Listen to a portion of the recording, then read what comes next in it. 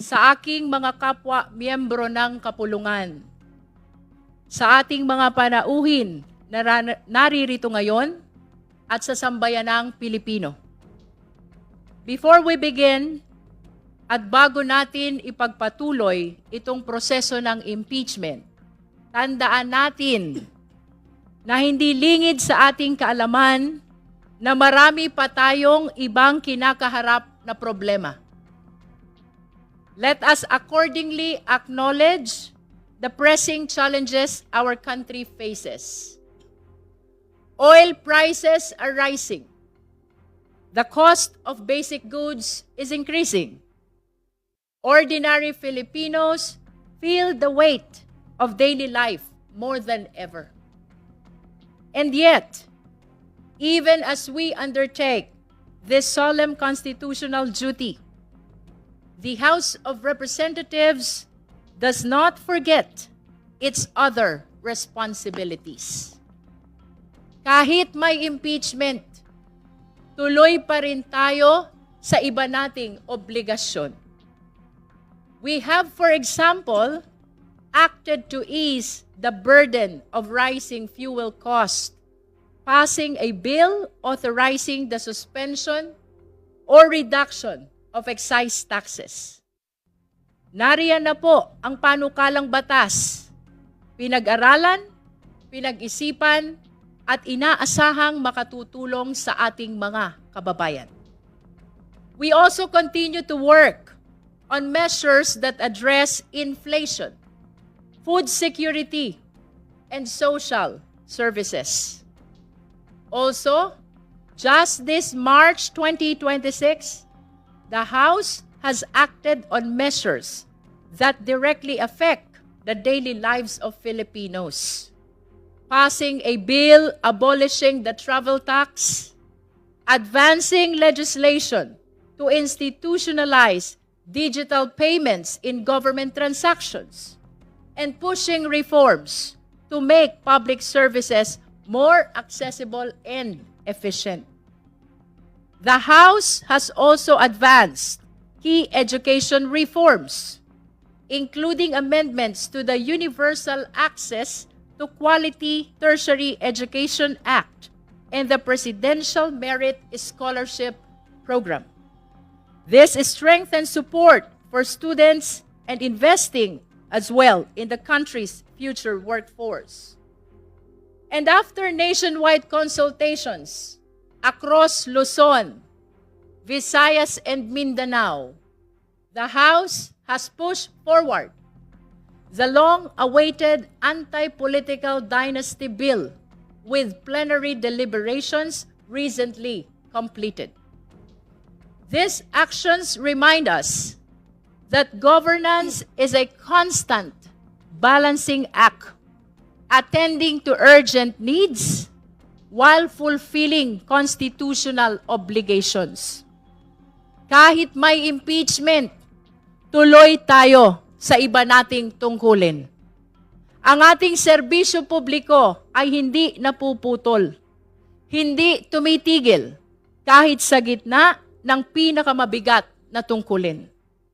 While we scrutinize those in power, we do not lose sight of the hardships faced by the powerless. Having said that, we proceed today fully aware of our dual duty to hold public officials accountable and to serve the people who entrusted us with this mandate. And so now, we begin. Dito nagsisimula ang opisyal na pagdinig ng kasong ito. Sa ating pagsisimula, tandaan natin na ang impeachment ay patungkol sa pananagutan sa bayan. Kaya't marapat lamang na balikan natin ang ating panunumpa. I do solemnly swear that I will faithfully and conscientiously fulfill my duties, preserve and defend the Constitution, execute its laws, do justice to every man, and consecrate myself to the service of the nation. Madaling bigkasin, pero mahirap panindigan. Hindi ito simpleng ritual. Ito ay isang pangako, isang panata ng pananagutan, hindi lamang sa batas, kung hindi sa bayan. Let me lay out the agenda for today. First, we establish the ground rules or the guidelines, not as obstacles, but as safeguards. Their purpose is simple: to maintain order, to allow clarity, so that truth may emerge unimpeded. Ang patakaran ay hindi hadlang sa katotohanan. Ito ang daan upang ito'y malinaw na lumitaw. Second, we move to the initial hearing. Opisyal po nating buksan ang pagdinig sa impeachment na ito. Third, and as part of this initial hearing, we act on pending motions, request for subpoenas, and set the schedule for the next hearings. At the core of these proceedings is probable cause. That is the objective of these hearings. We shall determine whether there is probable cause for impeachment. Ngunit, paano ba natin masasabi na merong probable cause? Let us be clear. This is not the probable cause of criminal procedure. Impeachment is not a criminal trial. It is a constitutional and policy exercise entrusted not to the courts, but to the House of Representatives. As we have seen in previous proceedings against Ombudsman Mercedes Gutierrez, the classical legal definition of probable cause was not applied. And for good reason. Impeachment calls for judgment, not mere calculation. It asks not only what can be proven, but what can be justified before the people. As the late Father Joaquin Berna said, impeachment is about what is best for the country. Hindi lang ito tanong ng kung ano ang nasa batas. Ito rin ay tanong ng kapakanan ng bayan. Consider the ground of betrayal of public trust. What does it mean? Can it be reduced to a single act? A measurable threshold? Or is it something more? Something felt as much as it is proven? Paano mo susukatin ang pagtataksil sa tiwala? Sa bilang ba ng ebidensya o sa bigat ng paglabag? We are confronted with serious allegations, threats against the President, accumulation of ill-gotten wealth, SALN violations, misuse of confidential funds, disregard of safeguards for transparency, and defiance of constitutional process. These are not trivial matters. They go to the very heart of public trust. May mga kasalanang hindi kailangang ipaliwanag, ramdam agad ng taong bayan. The truth is, betrayal of public trust resists rigid definition. And if the standard is not mechanical, neither can the threshold to examine it be mechanical. Kung ang batayan ay may bahid ng moralidad, ang paghusga ay hindi maiiwasan dumaan sa konsensya. Conscience becomes our guide, not as a substitute for evidence, but as its interpreter. Evidence tells us what happened. Conscience tells us what it means. Ang batas ang nagbibigay ng balangkas. Ang konsensya ang magbibigay ng kahulugan. Therefore, to determine probable cause is to listen, to weigh, and to decide, not by rigid formulas alone, but by what is just and right for the Filipino people. Ngunit malinaw sa atin, ang araw na ito ay simula pa lamang. Sa mga darating na linggo, sa mga susunod na pagdinig, hihimayin natin ang mga aligasyon isa-isa. Susuriin ang bawat ebidensya. Magtatawag tayo ng mga testigo. Pakikinggan ang bawat argumento at titimbangin ang depensa. Today is just the beginning of a process that demands patience, discipline, and vigilance. At sa prosesong ito, sisikapin nating maging tapat, hindi lamang sa batas, kundi sa sambayanang Pilipino.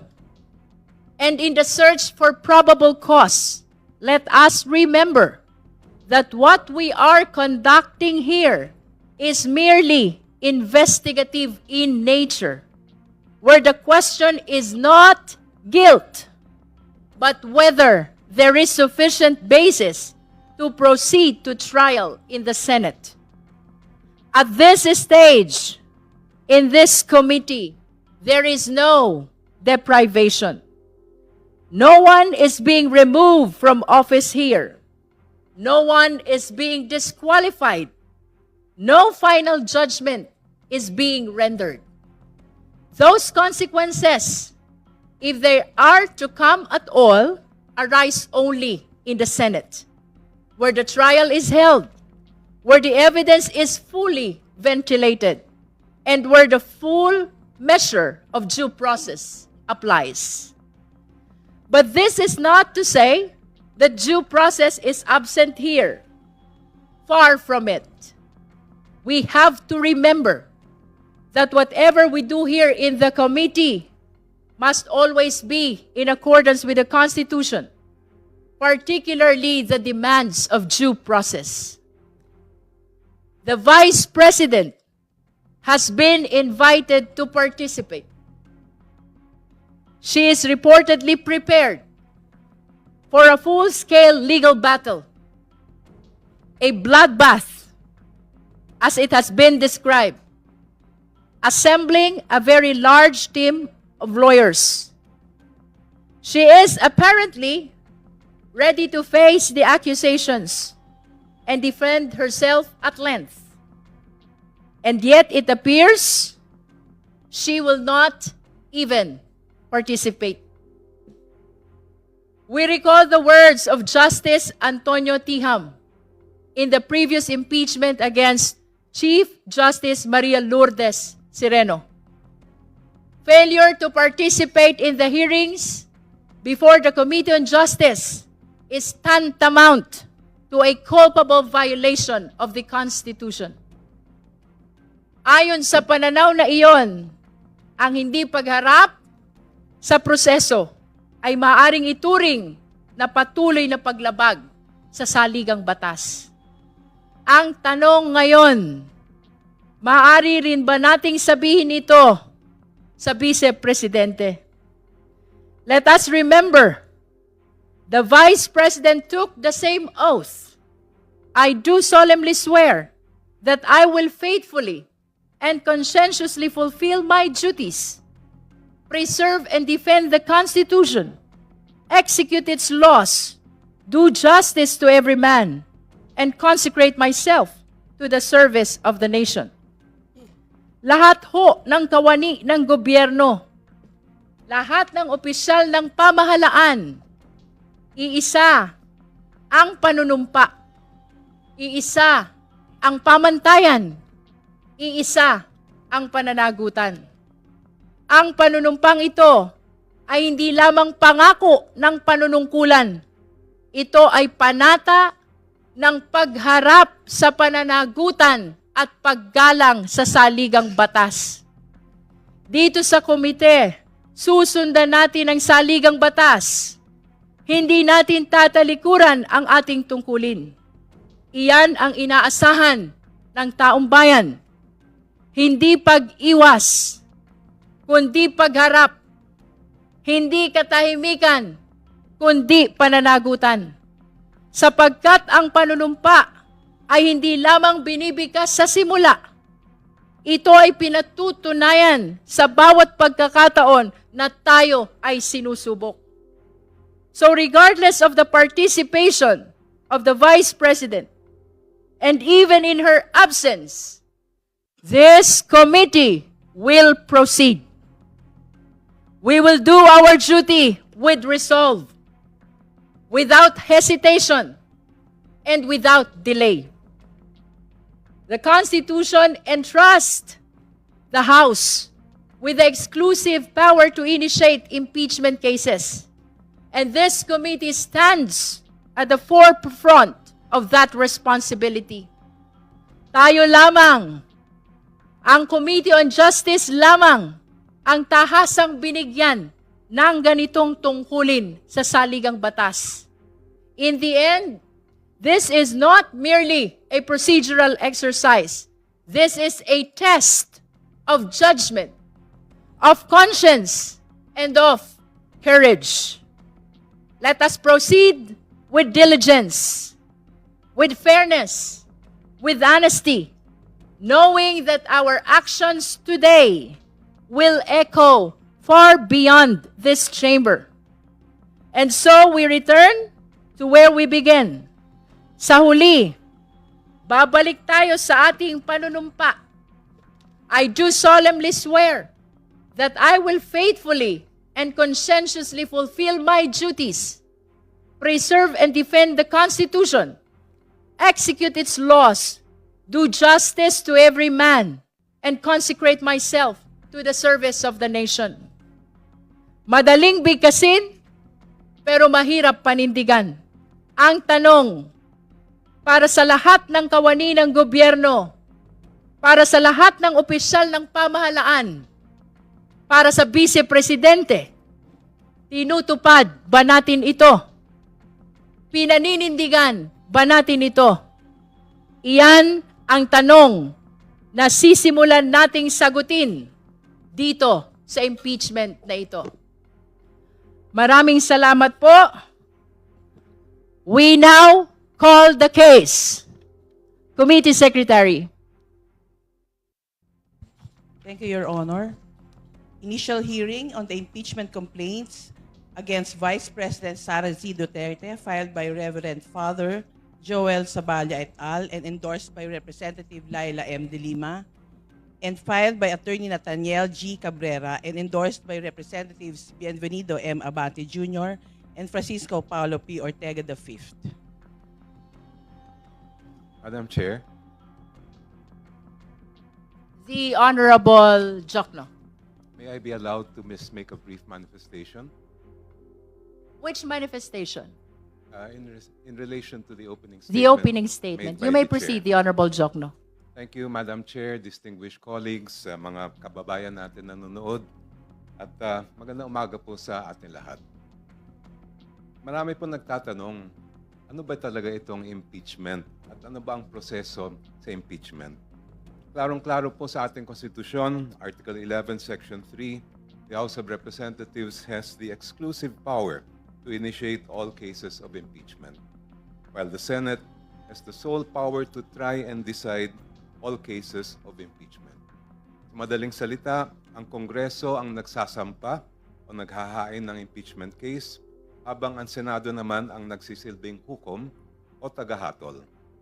Kaya tayo nandito sa hearing na ito ay para malaman, dapat nga bang isampa ang impeachment case laban sa Vice Presidente?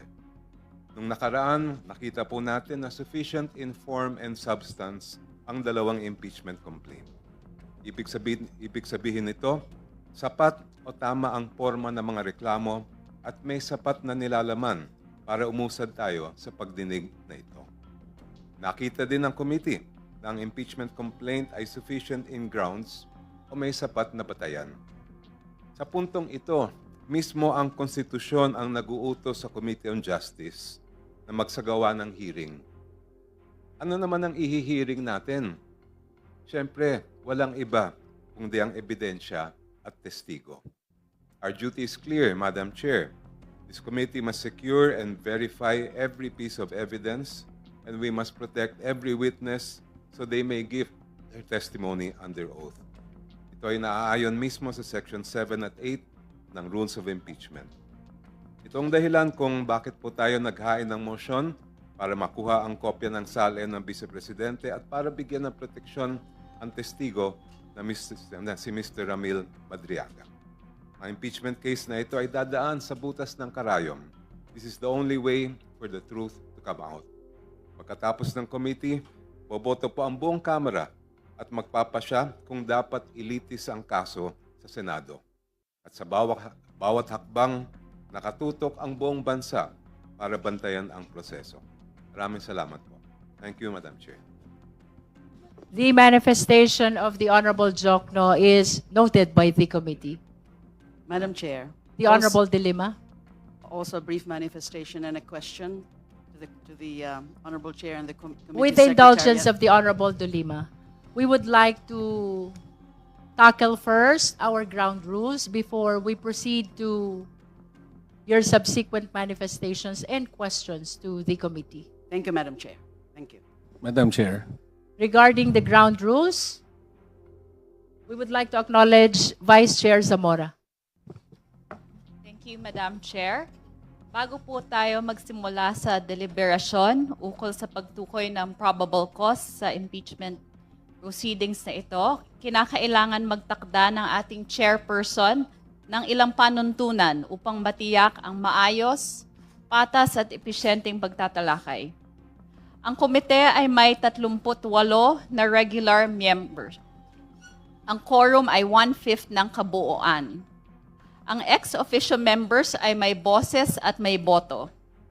Ang mga nais magsalita ay kailangan makipag-ugnayan sa committee secretary upang maitala ang kanilang pangalan. Magkakaroon tayo ng alternating recognition ng minority at majority na may 5 minuto bawat isa. Maaari tayong magbigay ng second round kung may oras pa po. Hinihiling ng chairperson na hintayin muna ang kanyang pagkilala bago magsalita upang mapanatili ang kaayusan. Sa mismong pagdinig, ang mga resource persons ay susuriin ng mga miyembro ng komite alinsunod sa Section 7 of the Rules of Procedure in Impeachment Proceedings. Ang mga resource persons ay hindi papayagang magsalita o gumawa ng mga interjection malibang kung at hanggang sa sila ay kilalanin ng ating chairperson. Tanging ang mga miyembro ng komite lamang ang may karapatang suriin o i-cross-examine ang mga resource persons. Ang mga partido ay maaaring humingi ng pahintulot mula sa chairperson na magsumite ng mga tanong na itatanong ng ating chairperson kung sa kanyang opinyon ay kinakailangan ang mga ito para maging malinaw ang talakayan. Ang pakikilahok ng mga abogado ng mga partido o resource persons ay limitado sa pagpapayo sa kanilang mga kliyente tungkol sa kanilang mga karapatan sa ilalim ng konstitusyon. Dapat silang sumunod sa wastong kagandahang asal at hindi sila papayagang magsalita o gumawa ng mga interjection malibang kung at hanggang sa sila ay kausapin o kilalanin ng chairperson. Mga kasama, impeachment is an extraordinary constitutional process. It demands sobriety, discipline, and unwavering respect for the rule of law. Hindi personalidad ang ating hinaharap ngayon, kundi ang ating constitutional duties. Thank you very much, Madam Chair. Can we hear the necessary motion for the adoption of ground rules? Madam Chair, I move to adopt the ground rules as stated earlier. There is a motion to adopt the ground rules read by the Honorable Zamora. Do I hear a second? Madam Chair, Is there any objection? discussion. Madam The Honorable Rodriguez. Madam Chair, the right to counsel is assured by the Constitution. So therefore, the respondent here has always have the right to counsel. In fact, in many cases, our rules of court is supplementary to the rules of impeachment in the House.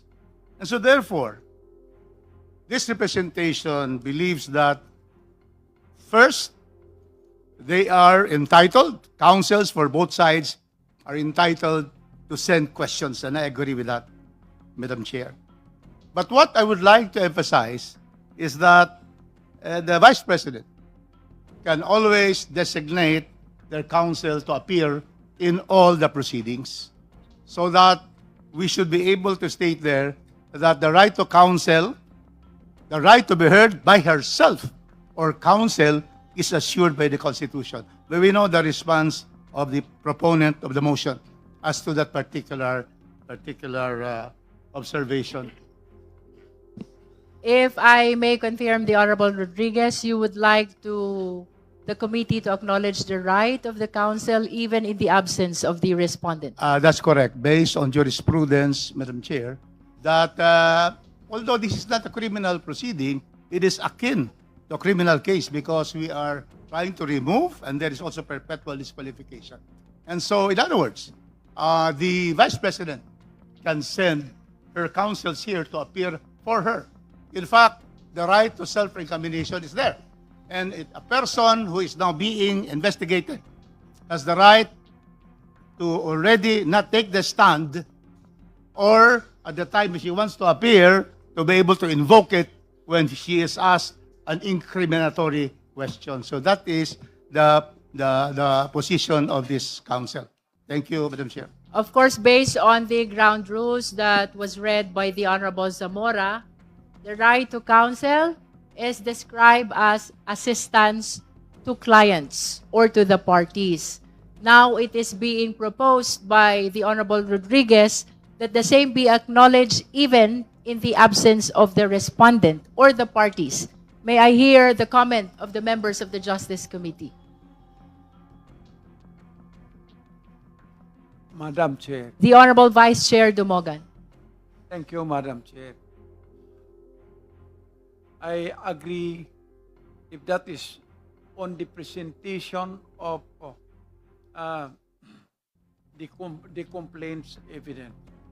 But at the time the respondent will be presenting her evidence, she must be present, because who will answer clarificatory questions in cross-examinations of what will be presented? She is the only one. Counsel are not witnesses in this particular case. So I hope my colleague will agree that at the time the respondent is given the opportunity to present her evidence, she must be present. Thank you, Madam Chair. Would you like to clarify the extent of the participation that you are proposing? Yes, Madam Chair. What I am proposing is, at the time that we have concluded the presentation of the evidence of the complainants, and it will be the turn of the respondent, then the respondents or her witnesses must be present, because they are the only ones who can answer clarificatory questions or cross-examination questions of any of the members of this committee. The lawyers of the respondents are not witnesses to the said defense of the respondent. So it is a must, Madam Chair, that she must be present unless she will waive the presentation of her evidence when it is her time to present her evidence pursuant to our rules of impeachment, Madam Chair.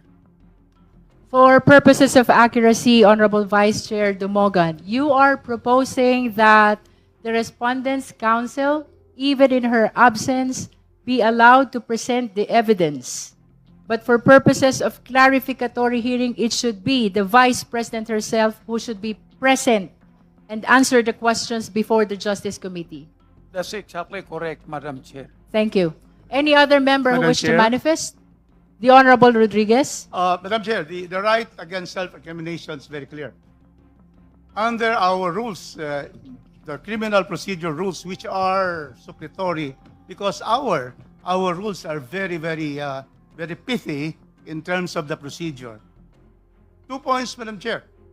The respondent has the right not to appear, and therefore she does not need to be present, because that is the right of a respondent, akin to a accused in a criminal case, as decided in the cases, Madam Chair. That's number one. Number two, the counsels here are not only to advise on the legal rights, they have the right to cross-examine, because the Vice President will not be present. If she's present, she cannot cross-examine witnesses, because she has lawyers. So therefore, 2 points.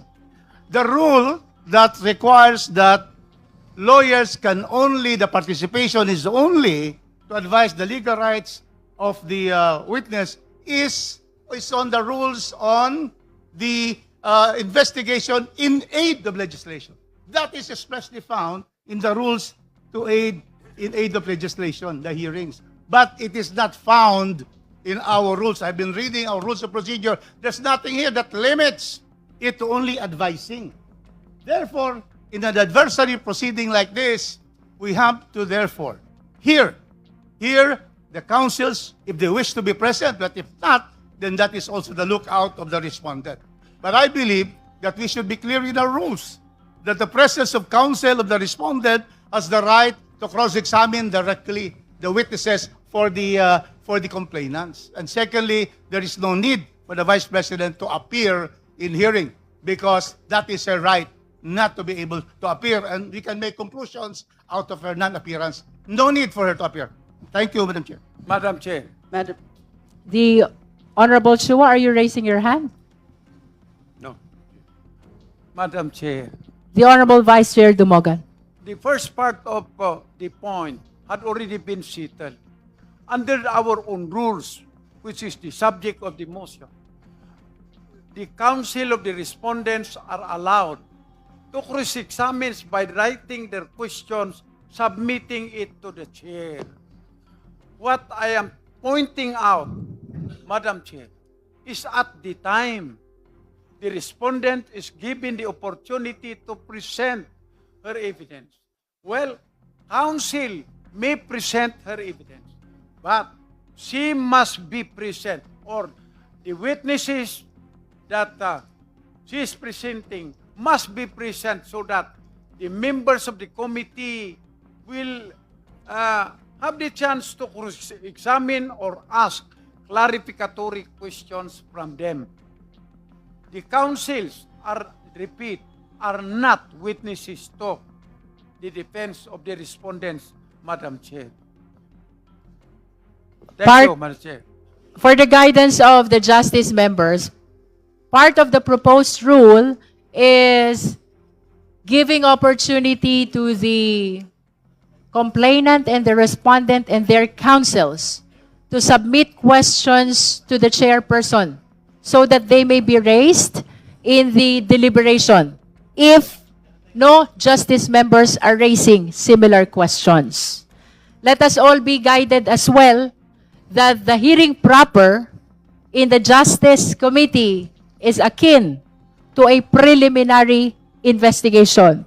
So, let us be guided by the fact that as well, that we're trying to establish here is merely probable cause, which means a justification to be able to proceed to trial, which will definitely happen not here, but in the Senate. Madam The Chair. Honorable Chua. Thank you, Madam Chair. Madam Chair, let me read what is provided under our rules, the rules of procedure in impeachment proceeding. Under Section 7, it provides that if the committee finds that there is sufficient ground for impeachment exists, the committee shall conduct a hearing, which we are now doing. The committee, through the chairperson, may limit the period of examination and cross-examination by members of the committee. Therefore, Madam Chair, it is very clear under our rules that it is only the members of the committee who can participate with respect to the examination and cross-examination of the members. Why? Because, like what you said a while ago, this is akin to the preliminary investigation wherein it is the investigating officer or the investigating city prosecutor who is asking clarificatory questions. We are not yet in the trial where the lawyers or counsel of the defendant can cross-examine the witnesses. Now, this can also be, we can also be guided by our rules of procedure governing inquiries in aid of legislation, which the Honorable Rufus Rodriguez mentioned a while ago, that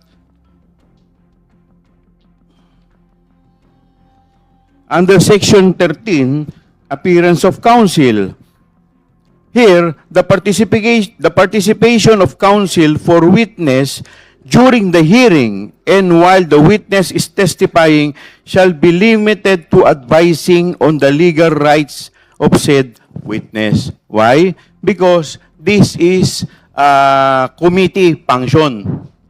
So, ganun din po dito. Ito pong ginagawa natin is also a committee function. The cross-examination, ang purpose po ng cross-examination dito is just to ask or just to clarify questions. Hindi pa po ito yung talagang trial proper wherein we can cross-examine thoroughly the witnesses. Thank you, Madam Chair. Madam Chair. Thank you. The Honorable De Lima. Thank you, Madam Chair. I concur with the views expressed by the Honorable Joel Chua. As expressed very clearly by the Honorable Chair earlier, the proceedings today, the proceedings from now on, henceforth, would be the determination of probable cause. And therefore, this proceedings is indeed akin to a preliminary investigation. There are no formal direct examination or cross-examination in the proceedings before the prosecutor's office. Yes, we can recognize the respondents and the complainants' right to counsel, but their role ought to be limited because this is only preliminary investigation. Role like identifying affidavits can assist their clients, can assist the complainants, or can assist the respondent. But if they have questions, as expressed and as already laid down in the ground rules read by the Honorable Representative Zamora, they can course it through the chair. In that case, they are afforded the right to confront, the right to ask clarificatory questions. This is not a full-blown trial yet that happens in the Senate. Just to repeat, this is akin to preliminary investigation, determination of probable cause. The proceedings or the hearings before the prosecutor's office, and this is the prosecutors, the Committee on Justice, is actually also limited. And no full-blown examination, whether it's direct examination or cross-examination, being conducted or held at that point. So I think it's very clear, as expressed by the Honorable Chair and also indicated in the ground rules. We are not denying the parties their right to counsel. They have the right to counsel. They can assist for purposes especially also of asking clarificatory questions, but we have our own rules here, coursed through the Honorable Chair. Thank you. Madam Chair. The Honorable Ridon and then the Honorable Rodriguez. Well, maganda po yung talakayan kanina patungkol doon sa konsepto no, ng karapatan sa pagkakaroon po ng abogado. But I think, just for the record, meron pong sulat yung mga abogado ni Vice President Sara Duterte na wala naman po ata talaga din silang interest at this point na dumalo either ang pangalawang Pangulo o yung mga abogado po mismo. And I will read it for the record. Madam This, Chair, we are still on our ground rules discussion. So that can probably wait and we will be able to discuss that. No, just Because to- we are now on approving the ground rules. We are not yet determining what the council or the vice president is proposing or manifesting to us. For So the can- guidance of the justice members, there is a pending motion for the approval of the ground rules read by the Honorable Zamora. Perhaps we will be proceeding to the letter sent by the lawyers of the respondent after we address the motion for the approval of the ground rules. Yes, Madam Chair, but just to make the point that even if we talk about a conceptual matter relating to the right to counsel, if the counsels themselves are actually questioning these proceedings and the Vice President herself is questioning this proceeding, I think that needs to be placed on record, Madam Chair. So I will read it. For two Narvasas and Salazar. Madam Chair. The Honorable Committee. Ridon That will is be out of order. requested to defer the discussion on the letter of Fortuna Narvasa until we address the pending motion before the committee. So if we can go back to the motion, the Madam same Chair. has been seconded already. Other discussion because there were interjections. That is with regards to the the rules. ground rules. Yes. Madam The Chair. Honorable Rodriguez. Madam Chair, there is here a statement that in our rules, only members can ask questions. And I would refer now to Section 7, committee finds, and then the committee shall conduct a hearing and examination and cross-examination by members of the committee. Very clear. However, Section 7 shall obey the Constitution of the Republic of the Philippines. The Bill of Rights, Madam Chair, Article 3, provides that the right to be heard by himself or herself or to counsel is inviolable. It is in paragraph, in section, in the rules, in the Bill of Rights, is in the section on Section 2, and then also on custodial Section 2 and Section 4.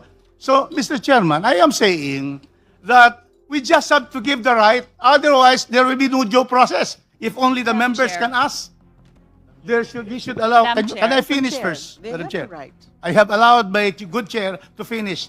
So let me finish my manifestation. So therefore, Madam Chair, it is very clear that councils should be allowed to cross-examine. Now, the issue here is that the rules provide that they submit the questions to the chairman. Will the chairman have the discretion to read or not? Or everything that will be given to the chairman will be read? To answer the question of the Honorable Rodriguez, so long as the question is germane to the discussion pending before the committee, the chair will read the questions which are being submitted or which will be submitted by the councils of the parties. That includes the council of the respondent. Thank you, Madam Chair. But Madam just to Chair. be able to state that this representation believes to be able to afford really procedural due process as pronounced in the leading case of Angtibay versus CIR. The 7 cardinal rights of a person who is accused, in this case akin. We are really, this is even more than a criminal case because we are trying to remove the official who had the highest votes in the history of this country as Vice President. So what I'm saying, Madam Chair, we should allow the councils to appear if they so wish and be able to cross-examine the witnesses of the complainants. That is the way to be able to afford opportunity of procedural due process as is written in Article 1 of Article 3 of Section 1 of the Constitution. Madam Let Chair. us be guided by the fact that this is not yet the trial. Madam Chair, may So I be what allowed? will happen before the Justice Committee is indeed merely a clarificatory hearing.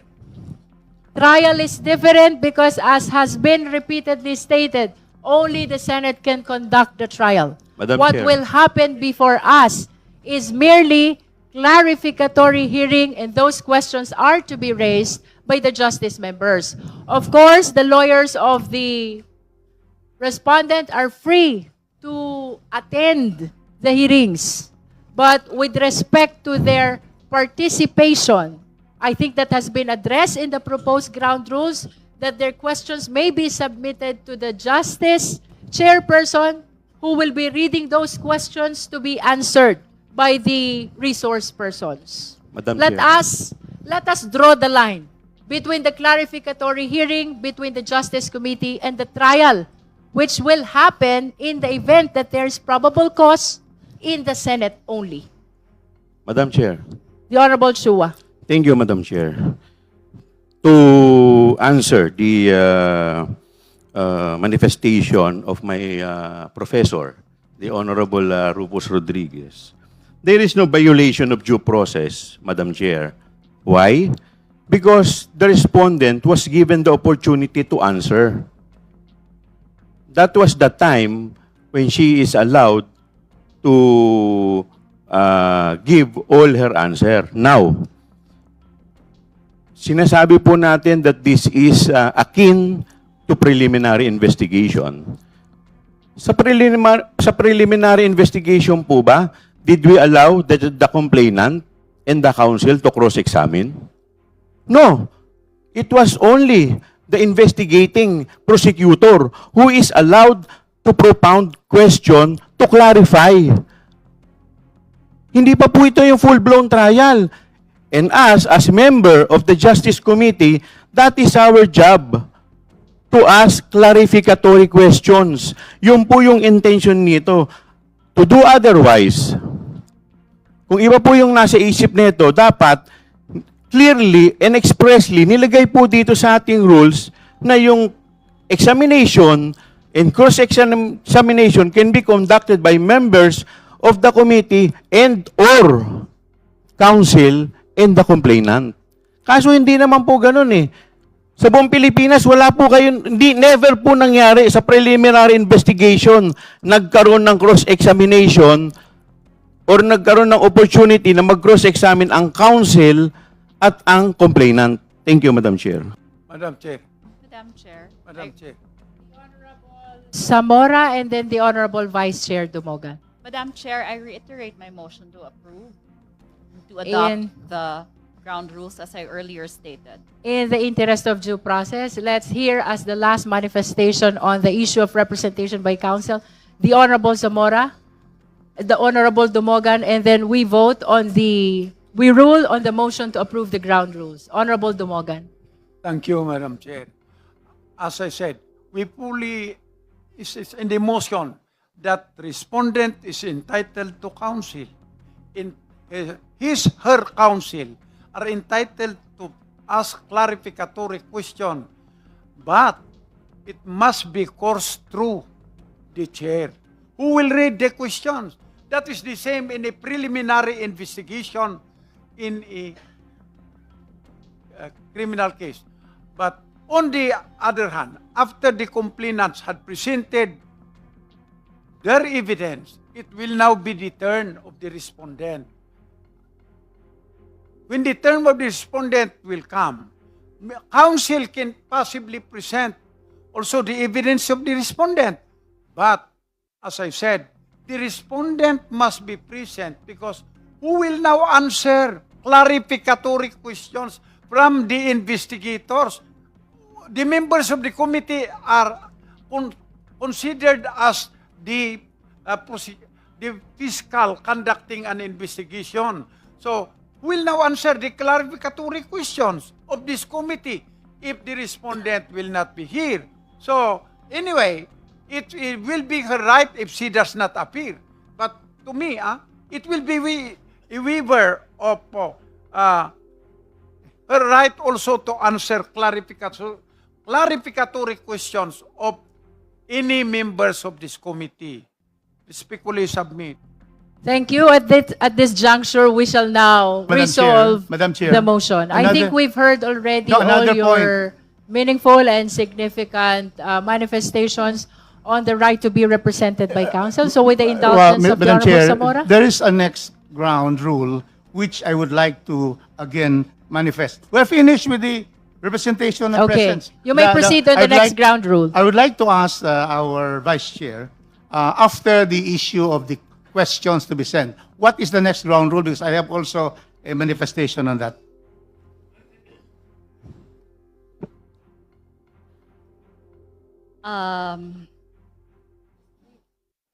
The last one is ang pakikilahok ng mga abogado ng mga partido o resource person ay limitado sa pagpapayo sa kanilang mga kliyente tungkol sa kanilang mga karapatan batay sa konstitusyon. Madam Chair, I would object to that because precisely the rules of investigations in aid of legislation, that is precisely included. But it is not included in the rules of impeachment. Plus, secondly, lawyers will be allowed, in fact, that will contradict the previous ground rule because the lawyers of respondents are allowed to send questions to the chairman. So if you are preventing them only to advise counsel on their legal rights, that is what is stated in the rules in aid of legislation, then that should fall because we have allowed already in the first ground rule that there will be questions on cross-examination to be submitted to the chair. So the counsel is not limited to giving advice on the legal rights, the right to counsel, the right to right against self-incrimination, but really to participate through the chair. So I therefore move that we remove Madam the last Chair, one. if I may comment, The Honorable please. Zamora. Madam Chair, number 8 and number 9 of the ground rules are not inconsistent with each other. Number 8 refers to the right of the parties to submit questions to the chairperson in case, and the chairperson has the right or has the discretion to propound these questions to the resource parties. person. For number 9, Madam Chair, the statement that the parties and their counsels, the counsels are limited to advising their clients about their rights under the Constitution is actually a very general statement that, yes, we should follow what is stated in the Constitution. So, in fact, it says here, dapat silang sumunod sa wastong kagandahang asal at hindi sila papayagang magsalita o gumawa ng mga interjection maliban kung at hanggang sa sila ay kausapin o kilalanin ng chairperson. So this is in fact a very general statement, Madam Chair. And again, as we are in a preliminary investigation stage, we are not violating the right of the respondent to counsel. In fact, I would like to make it a point that the respondent and his counsel and her counsels are not present. Thank you, Madam Chair. Thank you. Any other manifestation? We are Madam on Chair. number 9 Madam Chair. ground rules of impeachment, of the Madam hearing Chair. proper. The Honorable Tino. Madam Chair, this is just a request for copies, even electronic Yes. copies of the ground Yes, rules. may we under direct the committee consideration. secretary to provide the members with a copy of the ground rules? Madam Chair, manifestation. The Honorable D.S. Puno. I refer back to the comment of the chairperson earlier that the questions being raised by the lawyers be coursed through her for determination on whether or not they are germane to the discussion. This leads us, Madam Chair, to the question of what is this committee tasked with deciding?